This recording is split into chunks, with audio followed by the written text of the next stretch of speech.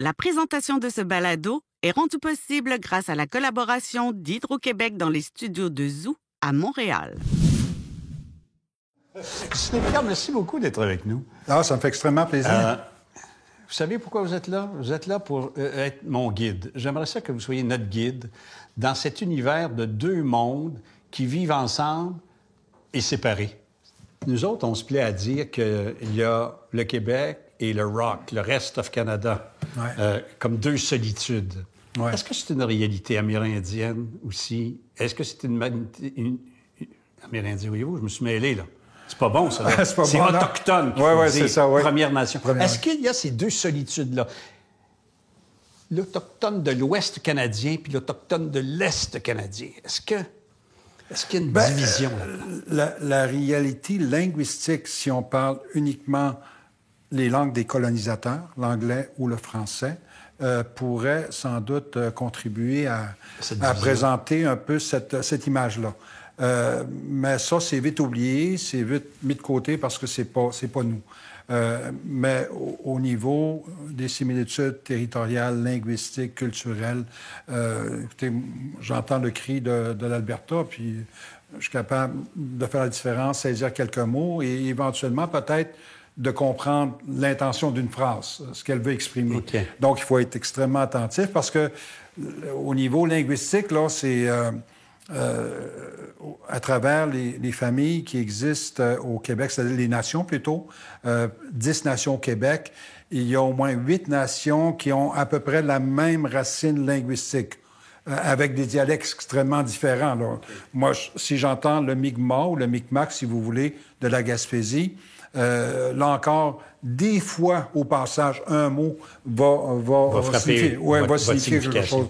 Mais si j'entends le cri de Mistassini, je suis capable de suivre une conversation.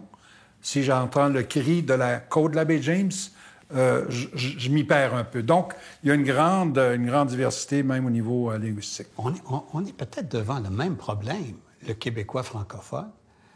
Il faut garder notre langue vivante. Et on dit qu'elle est en péril. Les langues autochtones, sont-elles des langues vivantes ou des langues qui sont devenues folkloriques, que l'on veut maintenir par tradition, mais leur efficacité, véritablement leur façon d'être au monde dans une culture? Bien, je vais commencer, M. Mongrain, avec une certaine ironie, parce que je ne serais même pas supposé être ici, vous parler aujourd'hui, si les politiques d'il y a un siècle et demi, qui visaient à éradiquer nos cultures, n'avaient pas si terriblement échoué. Donc, il y a une certaine résilience avec le résultat qu'on a aujourd'hui. Des langues, et par ailleurs, au Québec, il y a une langue qui est la langue atikamekw, qui se situe parmi... c'est la langue qui est le plus parlée au pays, c'est-à-dire où il y a le plus grand nombre de locuteurs. Mais ce n'est pas le cas partout. Okay. Il y a des langues sur la côte ouest, par exemple, où les locuteurs se comptent sur les doigts d'une seule main. Ça se perd. Ça se perd. Mais ce que je trouve extrêmement encourageant, c'est le fait que, alors qu'on disait il y a 20 ans que la langue huron-wendat, on n'en parle plus, Abénaki, la même chose, il y a des personnes aujourd'hui qui sont capables de construire 2, 3, 4 phrases et même parler, lire un texte. Ça, c'est le dynamisme de l'engagement politique de la jeunesse. Notamment, oui, beaucoup. Je pense. Oui, c'est beaucoup ça. C'est beaucoup au niveau de l'affirmation identitaire, culturelle, ainsi de suite. Il y a un éveil. Un éveil, très, très certainement, oui. Comment ça se fait que vous vous appelez Picard, vous? Picard, c'est pas un nom autochtone. Non, c'est l'héritage de la colonisation, des missionnaires qui... C'est quoi votre vrai nom? Moi, j'en ai pas de nom. Il y a des nations qui ont laissé tellement de choses derrière elles que ça prendrait un retour possible et quelque chose qui est en train de reprendre forme, comme vous le dites, avec si j'avais un nom à consonance allemande, j'aurais cru que mon père était allemand d'origine ou de souche, a immigré ici. Alors vous, c'est pas une mère autochtone avec un père français ou francophone? Non. Ma particularité à moi, c'est que il y a un côté de ma famille qui est Innu, d'une communauté sur la Côte-Nord, et du côté paternel, mon grand-père paternel, originaire de Wendake, Huron-Wendat. Et c'est ce qu'on voit de plus en plus aujourd'hui, alors que moi, bon, j'ai quand même quelques années derrière moi, mais le phénomène est beaucoup plus présent aujourd'hui, beaucoup plus... c'est moins rare qu'on... Alors, vous êtes un véritable autochtone, mais vous vous appelez Picard parce qu'un jour, on a effacé culturellement ce que vous étiez pour un curé vous appelle Picard. Bien, au même titre qu'on nous a donné à toutes et tous un numéro, hein, selon la législation, oui. Parlez-moi de la loi des Indiens. Qu'est-ce que c'est, ça, la loi des Indiens? Bien, ça a été un élément d'une politique plus large qui consistait vraiment, comme je le disais plus tôt, à éradiquer nos cultures, à les vraiment référer à l'oubli et complètement marginaliser nos peuples et en faire des sujets, comme on l'a souvent décrit, de la reine, des mineurs essentiellement. Alors, c'est le langage le plus courant. Pourtant, vous n'avez pas été conquis. C'est pas une conquête qu'il y a eu ici, c'est un envahissement. On vous a repoussé. Comme il n'y a pas eu de découverte. Il n'y a pas eu de découverte de ce pays. Ils sont allés chez vous. C'est des doctrines qui font partie de la conscience, je dirais, populaire, qui est issue d'une éducation qui remonte aux 150 dernières années, qui visait essentiellement les cultures autochtones. On n'en parlera plus, sauf lorsqu'il sera temps d'y référer dans les livres d'histoire. Le Québec a vécu sous le monopole de la vérité du clergé et de l'Église. C'est eux autres qui menaient tout. Oui. Dans les villages, c'est eux autres qui menaient. On ne savait pas lire, on était illettrés. Il y avait un docteur, un notaire, puis un curé. Puis ils contrôlaient l'ensemble de notre vie sociale, j'allais dire même économique. Ils ont essayé de prendre ce modèle-là puis de vous l'imposer à vous. Est-ce que c'est ça qui est arrivé? Ben, le pouvoir du dominant, disons. Bien, la question devrait sans doute être beaucoup plus, est-ce que le clergé a été complice de l'idéologie politique ou est-ce que la politique a été complice de l'idéologie du clergé? Il y a eu une belle complicité, en tout cas. La complicité est claire. Et pour moi, ben, c'était une façon, je veux dire, on l'a vu dans tous les pays colonisés, hein? On passe toujours par l'influence. On profite de ce qu'on pourrait appeler la vulnérabilité de cultures dites sauvages. Et on prend ces moyens-là pour les éduquer et finalement aller de façon un peu détournée, là, aller chercher finalement ce qui compte le plus pour elles, l'identité, la culture, le territoire.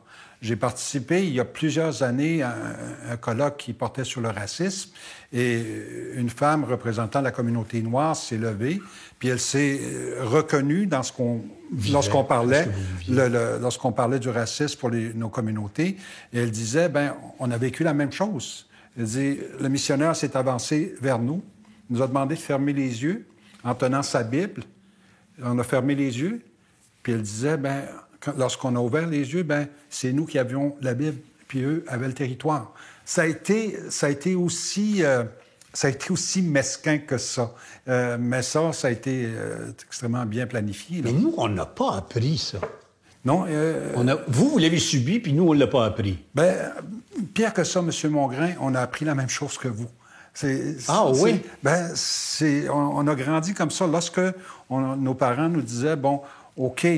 Puis moi, je fais partie d'une génération où nos parents disaient, bon, il faut aller à l'école. Puis donc, ça a été l'influence aussi du clergé dans ces années-là. C'était l'apprentissage. Donc, on a appris que Brébeuf et l'autre missionnaire, l'Allemand, c'est nous, ça. C'était nous qui étions responsables de ça.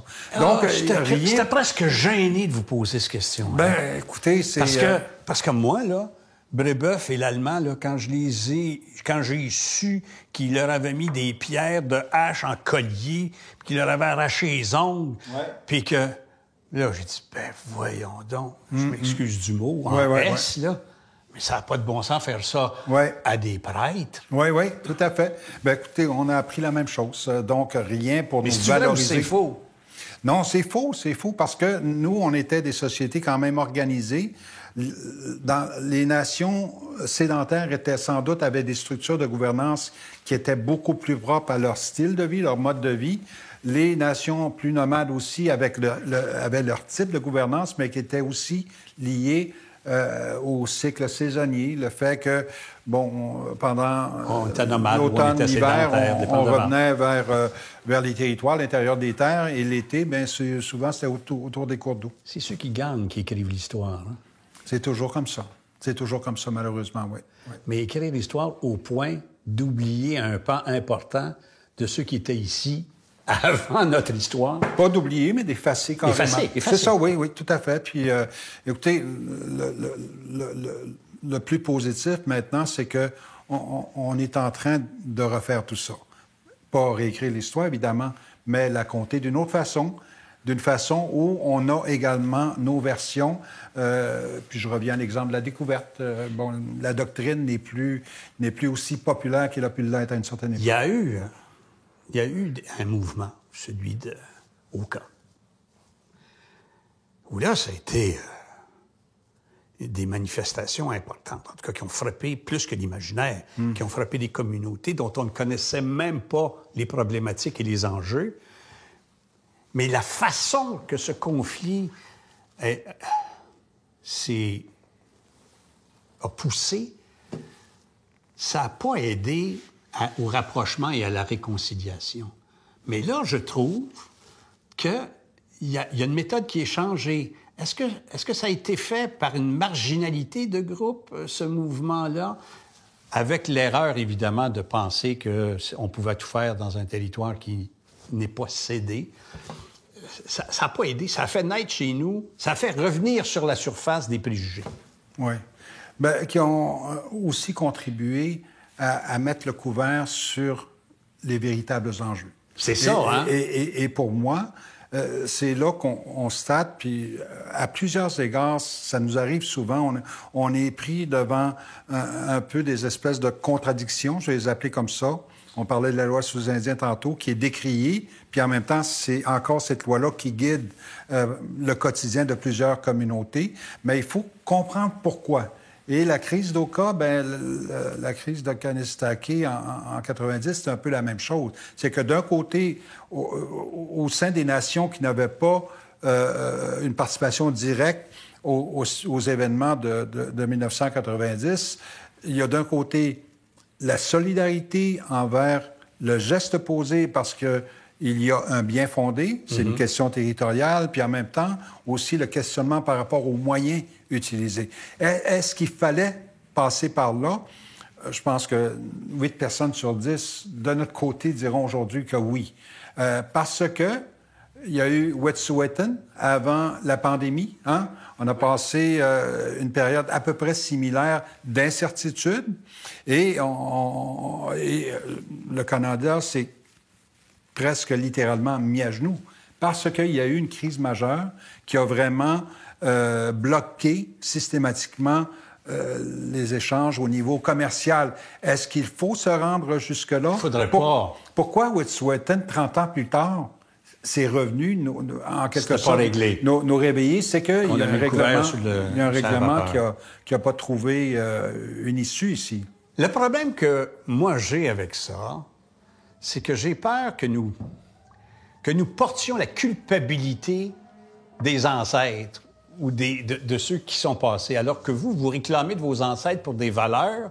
Moi, je porte la culpabilité de ce qu'ils peuvent avoir fait. Vous comprenez la différence qu'il y a entre nous? Vous voulez ramener les valeurs ancestrales qui sont les vôtres et vos racines, et moi, je porte la culpabilité de ce que nos ancêtres auront pu faire. En tout cas, j'ai peur qu'on soit jugé comme ça. Ben, vous autres, les Blancs, on sait bien. C'est systémique. Oui, je comprends, mais d'un côté, il y a cette relation-là entre nous deux, hein, Oui. où je vous écoute. Vous avez des questions, je tâche d'y répondre, Oui, je fais mon pédagogue. Mais d'un autre côté, il y a la réalité aussi sociétale et même politique. Et c'est là qu'on voit les blocages. Parce que est-ce que la question ou les enjeux autochtones, disons-le comme ça, ne sont pas finalement devenus un prétexte pour que les acteurs politiques reportent à plus loin ce qui devrait être réglé aujourd'hui. Hein? En 1975, il y a eu la signature de la Convention de la baie James, Oui. Une entente majeure, là. En 2002, une entente complémentaire, la paix des Braves, et tout le monde se pète les bretelles avec ça. Mais ce qu'on oublie souvent, c'est que le prélude à ça, là, ça a été le refus de feu Robert Bourassa de reconnaître qu'il y avait, comme on disait plus tôt, là, qu'il y avait sur le territoire convoité des nations autochtones qui y possédaient des droits. Et ça, on l'oublie rapidement parce que c'est pas sur la base de sa grande générosité, là. Non. Il fallait que les tribunaux le rappellent à l'ordre. Et c'est malheureusement le lot qu'on a aujourd'hui, l'héritage, vous en parlez, des 40, 50 dernières années, c'est qu'on a laissé le soin aux tribunaux apporter des réponses qu'on aurait pu avoir si la volonté politique était manifeste. Mais voyez, vous me contez ça, là. Vous déculturez, si on peut dire, empêchez de parler votre langue, oubliez ce qu'étaient vos ancêtres et votre culture, etc., etc. Après ça, on passe à une autre étape qui est celle de dire, bon, ben, on va maintenant vous catholiciser, vous christianiser. Alors, on joue dans votre culture, on joue dans votre âme, dans votre croyance, dans votre foi, parce que vous êtes proche de la nature. En fait, vous êtes des environnementalistes, les Autochtones. Bien, tout à fait. Écoutez, je les ai encore ce matin. L'environnement, vous, là c'est votre vie. L'Hydro-Québec convoite d'autres projets hydroélectriques comme étant une possibilité. Donc, et ça réveille beaucoup les jeunes générations. On parlait des jeunes un peu plus tôt, puis ça contribue à les mobiliser. Et pour nous, on ouvrait une exposition importante qui porte sur les savoirs du passé, les traumas contemporains. Finalement, toute cette question de résilience, c'est au musée McCord, là, ces voix autochtones. Et pour moi, c'est important, au tout début de l'exposition, on parle justement de cette, ce que j'appellerais peut-être le côté holistique. On en parle souvent, c'est autochtone, c'est un tout. Oui. C'est pas... l'autochtone ne se dissocie pas du soleil, de la lune, de son environnement, et ça constitue tout. L'environnement est aussi dépendant de nous, comme nous, on en dépend. Et c'est ça qui, malheureusement, n'est pas souvent compris. C'est parce qu'on a tellement segmenté, nous autres, dans l'organisation politique, économique et sociale des choses, c'est que là, on dirait que l'environnement devient impossible pour l'économie. Mais l'économie, alors qu'il peut y avoir une économie écologique... Équilibre. Et équilibrée. Oui, équilibre, c'est ça. Alors, c'est ça aussi qui est peut-être... Là, vous parliez de Bourassa, après ça, la paix des Braves, c'est Landry. Mais là, on est dans le racisme systémique. Oui. En tout cas, vous dites ça. Notre premier ministre ne dit pas ça. Oui. Qu'est-ce que vous faites avec ça? Bien, écoutez, nous, contents de constater qu'on n'est pas les seuls à le dire. Si l'Ordre des infirmières du Québec a réussi à se rendre jusque-là, pour moi, ça veut quand même dire quelque chose. C'est exactement les personnes qui sont au front et qui le constatent aujourd'hui. Hein? On recule à peine il y a quelques mois. Là. Ah oui. Il y a eu cette position-là. Donc, pour moi, on continue à maintenir cette position-là parce que pour nous, c'est important d'appeler les choses comme elles sont et surtout comme des gens qui en sont victimes le vivent. Et c'est ça important parce que comment peut-on finalement se conforter à dire qu'il y a une centaine d'élus dans un salon comme l'Assemblée nationale qui définissent une situation alors qu'ils ne la vivent pas. Ou veulent pas la voir. Ou veulent pas la voir. J'ai l'impression qu'on n'a pas besoin de le vivre pour le comprendre, à mon sens. Mais on le comprend dans notre chair quand on en est victime. Bien, moi, je trouve l'argument tellement faible lorsqu'on dit que le racisme systémique, c'est la situation des Noirs aussi des États-Unis. Pourquoi ce serait uniquement ça? Parce qu'on veut pas voir ce qu'on a ici. Exactement. Donc, je pense, on a vu des événements encore très, très tristes, là, il y a quelques jours à peine, à Repentigny, puis c'est ça qui est relevé comme constat. Vous, là, vous êtes depuis 29 ans président de l'association... Comment ça s'appelle? Chef de l'Assemblée des Premières Nations, Québec-Labrador. Bon, vous autres, c'est des chefs, c'est pas des présidents. Oui. C'est quoi la différence entre un chef et un président? En fait, le président, c'est beaucoup associé à une structure chef corporative. de nation autochtone? C'est beaucoup associé à une structure corporative, mais pour nous, on essaie de se rapprocher des chefs. Et en passant, je ne suis pas un chef des chefs. Bon. Ça, c'est important aussi de préciser. Moi, j'ai de la misère avec l'organigramme. Oui, je coordonne un peu l'activité d'une quarantaine de chefs. C'est un peu à l'image de ce qu'on voit à New York, aux Nations unies, là, où le secrétaire général, est guidé par les résolutions qui sont votées par l'Assemblée générale. Je comprends mieux, parce que je pensais que vous étiez le chef suprême des chefs des différentes nations regroupées au Québec. Non, il n'y a pas... Vous n'êtes pas le chef vous n'êtes pas le pape des Autochtones. Non, il n'y a pas... Il n'y a pas de hiérarchie qui se rend jusque-là. Parlant de pape, je veux parler, on en a parlé un peu tantôt du clergé et de l'Église. Nous, là, c'est curieux, on a été davantage touchés par les événements de l'Ouest canadien avec les sépultures anonymes, par peut-être des sépultures... Y en a-tu au Québec? C'est ce qu'on dit, oui. Il y a plusieurs qui sont... Vous ne le savez pas, ou si c'est ce qu'on l'a dit, ou si vous n'êtes pas sûr, vous attendez d'avoir des preuves? Encore une fois, il y a le positionnement politique. Il y a la version des survivants qui disent qu'il y en a. Donc, nous, on a tendance à croire qu'il y en aurait. Oui. OK. Alors donc, nous, là, c'est sûr que de voir quelques 1000 sépultures anonymes d'enfants qui partent de chez eux, enlevés à leurs parents, mis là pour être vraiment embrigadés, excusez l'expression, mais un lavage de cerveau, j'allais dire, pour enlever leur culture, enlever ce qu'ils sont, enlever leurs liens familiaux, tout enlever leurs racines. C'est clair que ça nous a touchés. Mais c'était connu, c'était su. Comment ça se fait que là, on allume? C'est parce qu'on a trouvé des sépultures. Il faut que les morts parlent plus que ceux qui vivent.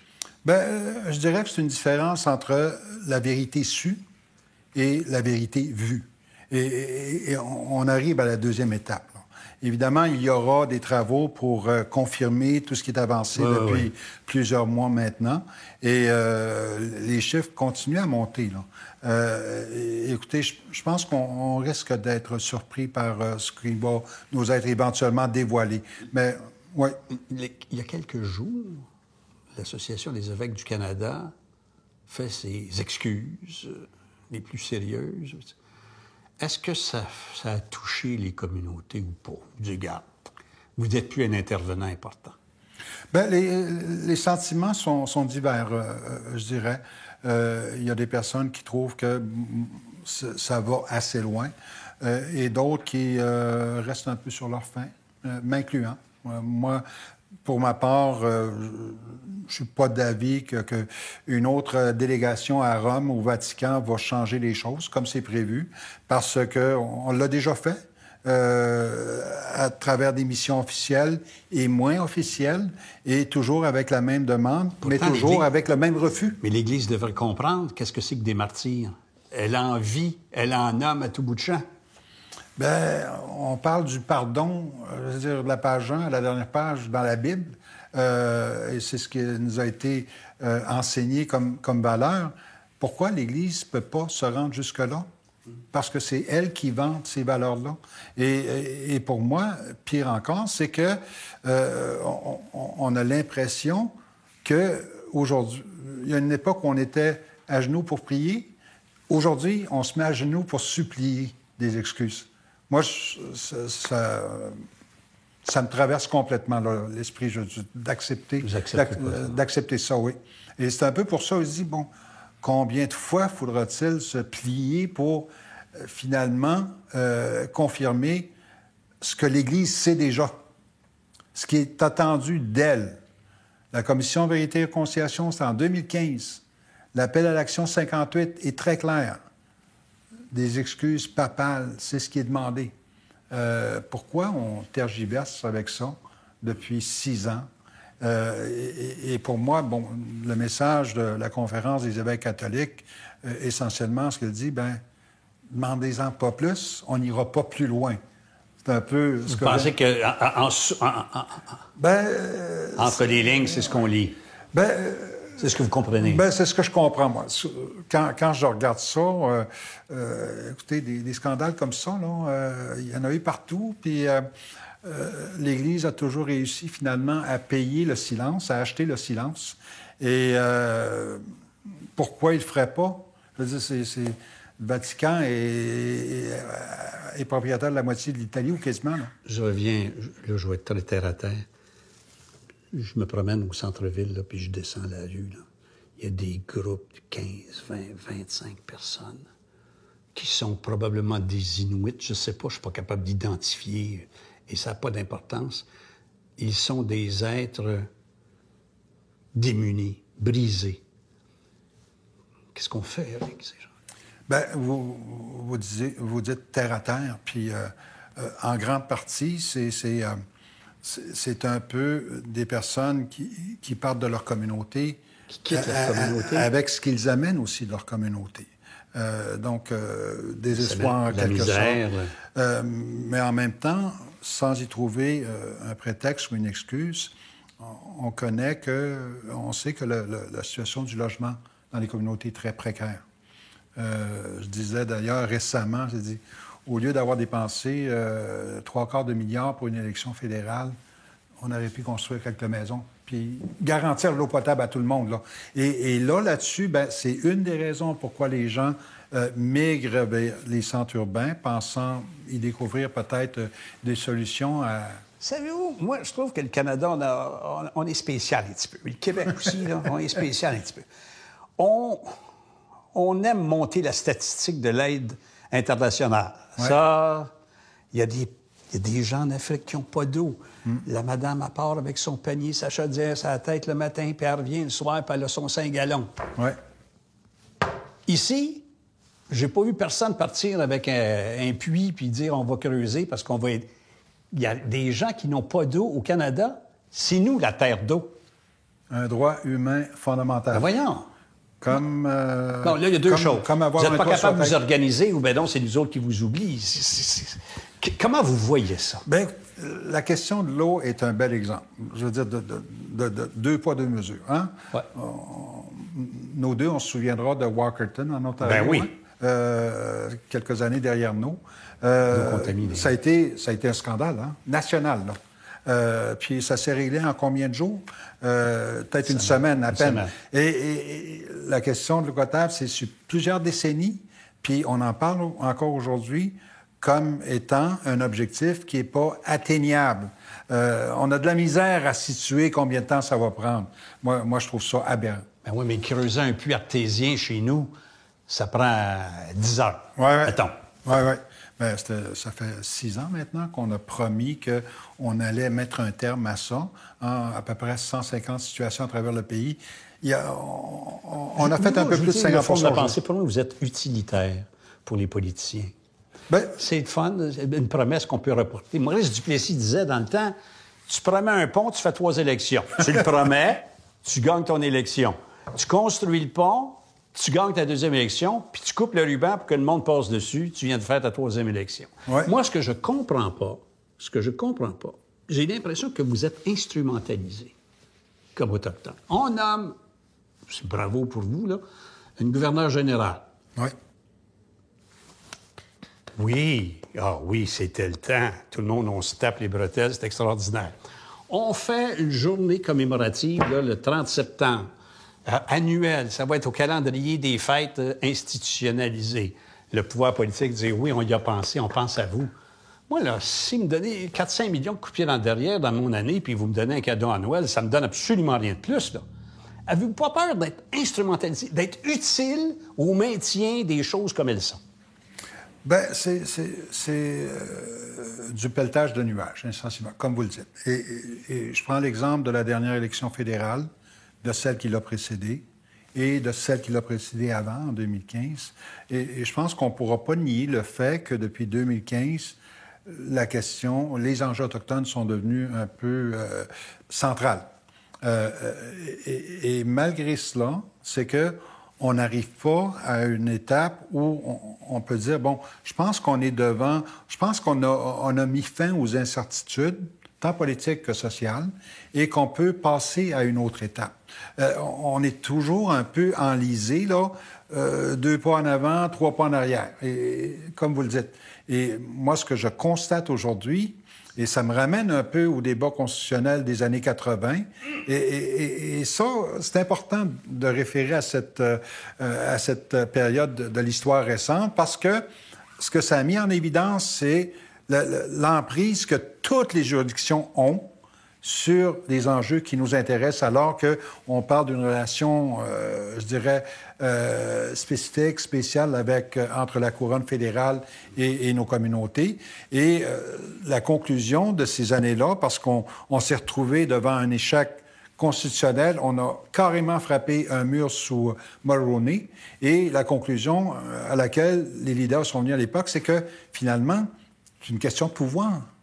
Pourquoi on donnerait le pouvoir aux Autochtones comme un peu un ordre de gouvernement? L'autre question qui est extrêmement vitale, centrale, c'est comment contourner l'obligation de reconnaître des territoires à ces populations-là.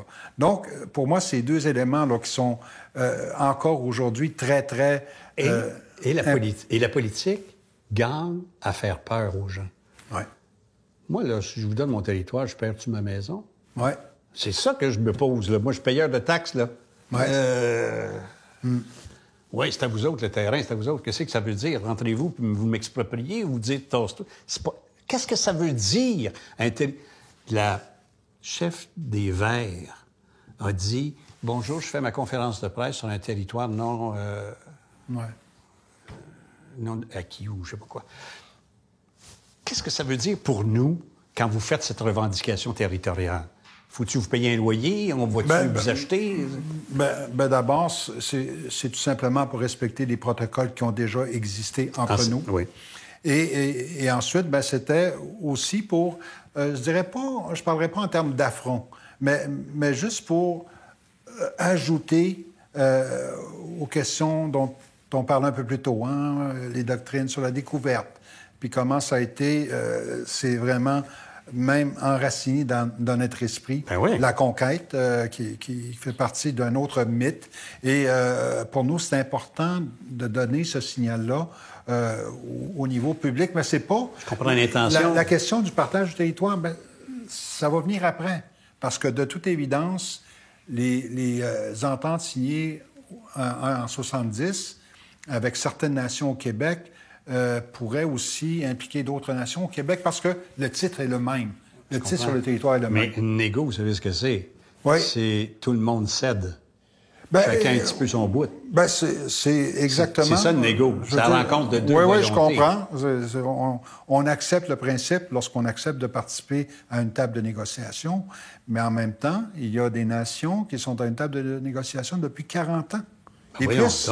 Oui, tout à fait. Je veux dire, dans la foulée des ententes de 75, d'autres nations ont dit, bon, il y a une politique fédérale qui nous permet d'établir des tables de ce type pour rechercher un règlement durable. Donc, je pense que quelque part, on achète un peu, disons, la paix, en quelque sorte, mais on assure aussi une prospérité au niveau de nos communautés. Mais il y a, de toute évidence, ce qui a pu marcher pour certaines nations, n'a pas eu la même signification pour d'autres. Quand ça fait 29 ans qu'on a un job, c'est parce que personne ne la veut ou bien on était bien bon? La question est posée souvent, oui. Écoutez, c'est un job qui a son lot de frustration, mais un job quand même qui a son lot d'optimisme aujourd'hui. On parlait des jeunes un peu plus tôt, puis je pense que le vent est en train de tourner. Encore une fois, autre chose qu'on ne pourra pas nier, c'est que les enjeux autochtones occupent la place publique malgré certaines situations, 90, plus récemment avec Wet'suwet'en. Les enjeux autochtones occupent une place publique importante, dans l'espace public plutôt importante. Et je pense qu'on est à la veille de lendemain un peu plus positif, un peu plus optimiste. Parce que, honnêtement, pour les politiciens, ça doit être comme une roche dans le soulier. Là, eux autres, ils font leur plan, ils ont leur démarche, ils s'en vont par là. Mais, maudite question autochtone. Bien, écoutez, c'est drôle parce que je disais la même chose à moi-même ce matin. Je disais, les politiciens, c'est pas un caillou dans le soulier, c'est une grosse roche. Et c'est ça qu'on constate aujourd'hui.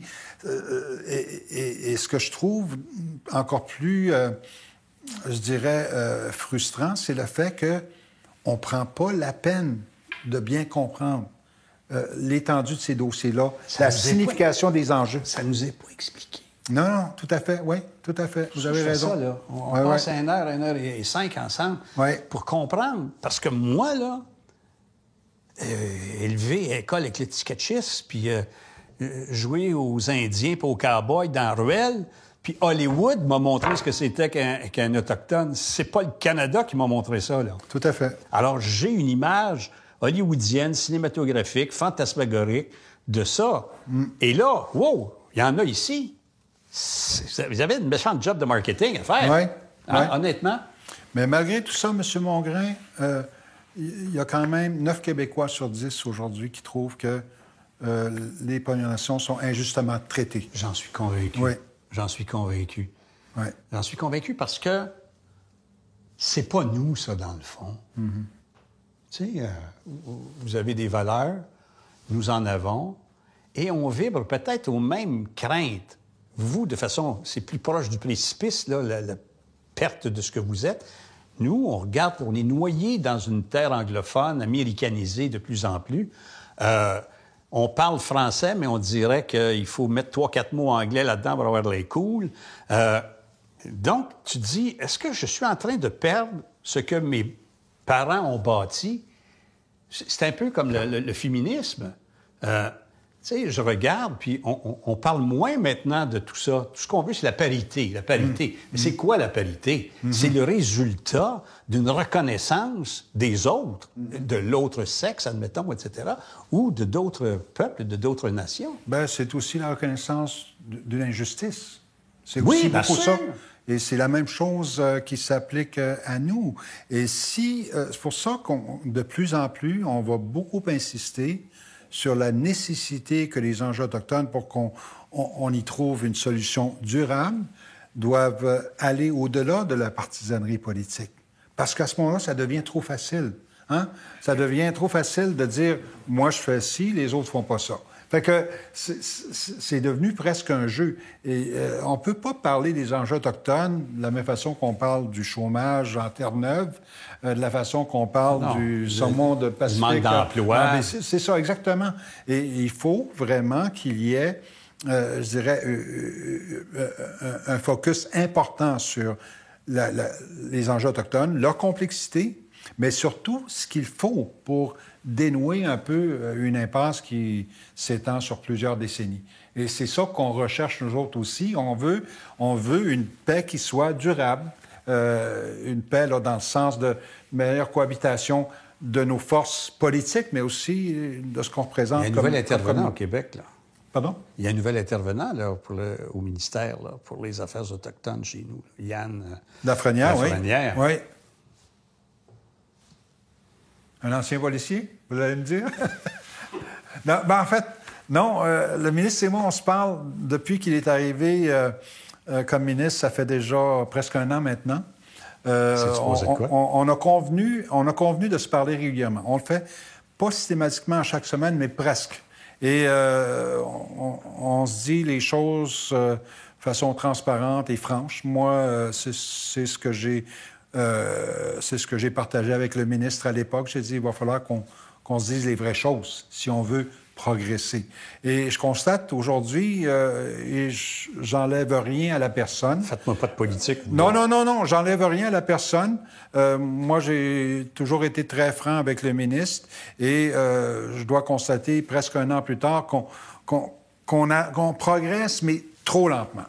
On sait très bien, je veux dire, vous me dites de ne pas faire de politique, mais je regarde quand même ce qui se passe autour de moi. On est devant une échéance électorale, moins d'un an, ou à peu près un an, avant les prochaines élections. Puis, évidemment, j'ai mes craintes qu'on soit encore une fois instrumentalisé, tempérer les esprits jusqu'au prochain vote, puis après ça, on passera à autre chose. Mais ceci dit... Acceptez-vous que ça soit votre vie, ça? Non. Que ça soit... le cirque, on tourne en rond, dernier tour de piste. Je pense qu'on parle de legs. Moi, c'est clair que, je veux dire, je veux pas être optimiste à outrance. Je pense qu'il y aura encore des choses à faire pour les générations qui nous suivent. Mais je parlais des conférences constitutionnelles un peu plus tôt. Lorsqu'on a frappé un mur je pense que c'était 84-85, les leaders de l'époque disaient, bon, OK, vous n'avez pas voulu, là, il y a des jeunes qui s'en viennent, là. Puis eux autres vont être beaucoup moins récalcitrants que nous, on l'est, avec beaucoup moins de compromis. Et je pense que c'est en train d'arriver aujourd'hui. Mais d'une autre façon, je constate une révolution des mentalités chez les jeunes qui font que ne sont pas aussi hésitants à s'affirmer socialement, au niveau identitaire, au niveau culturel, au niveau linguistique. En fait, vous avez été tellement secoué par le pouvoir du dominant que vous avez même perdu le spring à un moment donné pour vous battre. Le spring est étiré. Là, les jeunes, avec leur dynamisme, leur effervescence, vont prendre le bâton relais, vous pensez? Ah oui. Ils le font déjà. C'est pas l'avenir, les jeunes, c'est le présent. Et c'est ce que je constate. Et moi, je suis extrêmement encouragé pour la suite des choses. Des jeunes qui sont vraiment dans l'affirmation. Puis, affirmation que je dirais mesurée. Et je pense qu'ils sont très, je veux dire, brillants dans le sens de... Ils savent mesurer les gestes qui sont posés autour d'eux et savent très bien à quel moment il faut réagir. Lorsque Greta Thunberg est venue marcher à Montréal, c'était-tu 2019? Ouais. 2019, oui. Elle a demandé à ce que les jeunes des Premières Nations soient en avant avec elle. Donc, c'est quand même un mouvement qui inspire beaucoup et qui transcende vraiment les frontières qu'on connaît au Québec, même au Canada. Donc, vous ne nous haïssez pas, puis on vous haït pas, mais on vous connaît pas. Je dirais que... C'est pas de l'antagonisation. Les barricades se situent au niveau de la volonté politique. Je pense que on a toujours été de bonne foi, mais le contraire, on l'a rarement constaté. Oui. Mais ce sol, cette terre... c'est vous qui nous avez montré énormément comment y vivre. On l'a appris de vous à résister dans ce pays de froidure. Écoutez, si ce n'était pas de nous, on ne connaîtrait pas le Canada comme on le connaît aujourd'hui, le Québec non plus. Quand je dis qu'il faut se dire les vraies choses, c'est beaucoup ça aussi. Moi, je pense qu'il faut reconnaître ça. Et l'ironie aussi, c'est qu'il y a eu une époque où cette cohabitation-là était beaucoup plus positive qu'elle l'est actuellement. Il n'était pas rare de voir des non-autochtones autour de nous parler la langue que nous parlons. Ah ouais? Oui, c'était les coureurs des bois, je veux dire, tout l'ère de commerce des fourrures, et ainsi de suite. Il y avait cette familiarité-là. Nous autres, dans notre culture, les 7 carrés, les ceintures fléchées, puis les chemises carottées, et puis les chansons répondent, puis le violoneux qui zigne, on aime bien ça, là, mais c'est dépassé. Mm-hmm. C'est un souvenir, on se le rappelle par nostalgie. Ouais. votre folklore à vous, il est encore vivant, me semble. Je le vois, en tout cas. Mais il est utilisé. À la Fête du Canada, on a envoyé 4-5 là, devant la flamme du Parlement. C'est quoi ça? Est-ce qu'il y a une possibilité de... Tu sais, la tradition, ça vient du mot tradere. C'est en mouvement, ça avance. Ces traditions-là, plutôt que d'être utilisées de façon folklorique, tout en respectant le passé, je le comprends, est-ce qu'elles pourraient servir à nous faire comprendre ce que ça veut dire? Parce que j'ai de la misère. Je le vois toujours comme si c'était une organisation de vos communautés pour manifester que vous existez, alors qu'il y a une autre façon de dire que je suis là. Il y en a qui sont médecins, il y en a qui sont des gens d'affaires. On les voit moins, ces gens-là. Ils sont effacés. Mais quand c'est le temps, on sort ça. C'est comme notre parade de Saint-Jean-Baptiste. Bien, écoutez, il y a un mariage possible. OK. Je pense que ce qui est important chez nous, c'est maintenir nos pratiques qu'on respecte. de façon qu'on respecte et de la façon la plus authentique possible. Et je pense que c'est ce qu'on voit aujourd'hui. Et ce qu'il ne faut pas non plus oublier, c'est qu'on parlait de l'Église un peu plus tôt, c'est des pratiques qui ont longtemps été démonisées, là. Comme étant, ça c'est le diable, ça. Ça a été le message. Ça a été le message des curés. Et c'est même des pratiques qui étaient, je ne me souviens pas de l'année, mais qui étaient défendues avant 1950. Donc, ça allait jusque-là. C'est carrément une réappropriation de ce comme que nous avions. Démoniaque. Ben, je pense que c'est important. Exactement. C'est important de dire que pourquoi il y a autant d'attachement aujourd'hui, c'est que ça nous a longtemps été défendu. Ben là, je le comprends. Oui. Comprenez-vous que je le comprenne maintenant parce que je ne le comprenais pas, parce qu'on ne l'a pas expliqué. Tout à fait. Et c'est là qu'on constate, quand vous disiez tantôt, donc vous nous haïssez pas, là. Et lorsqu'on vient dans un powwow, il y a une hospitalité qui est inhérente à chaque nation, communauté, qui est l'hôte du powwow. Et ça, c'est important aussi de bien le comprendre parce qu'on a toujours un peu cette espèce de réaction. On est très spectateurs à distance. Oui, je ne suis pas sûr si je devrais y aller. C'est leur affaire à eux autres. Oui, mais finalement, il y a des... Puis c'est souvent, si ce n'est pas toujours le cas, expliqué à chaque powwow. Bon, il y a des pratiques qui sont un peu plus spirituelles et qui vont demander peut-être qu'il y ait moins d'observateurs, pas de photos, pas de caméras. Puis il y a d'autres parties qui vont être un peu plus signe de la compétition, parce que les powwows, c'est aussi ça, hein? Femmes, hommes, mixtes. Des jeux. Oui, c'est ça. Merci beaucoup, c'est impliquant. Moins des choses. Merci bien. Oui, une bonne conversation. Merci. Dites-moi merci. Comment Tsinishkamaten. Ouais. Miigwech, plus facile, hein? Miigwech? Miigwech. C'est-tu une abréviation? Non, Miigwech, c'est du côté algonquin, plusieurs autres nations d'ailleurs. Tsinishkamaten, c'est Innu, en particulier. Certaines autres nations crient aussi. Mais la signification de Tsinishkamaten, parce que c'est pas des gestes auxquels nos nations sont habituées, puis c'est le docteur Stanley Boland qui l'explique très bien, c'est que pour te remercier, je te donne une outarde. Une outarde? Oui, Tsinishkamaten, oui.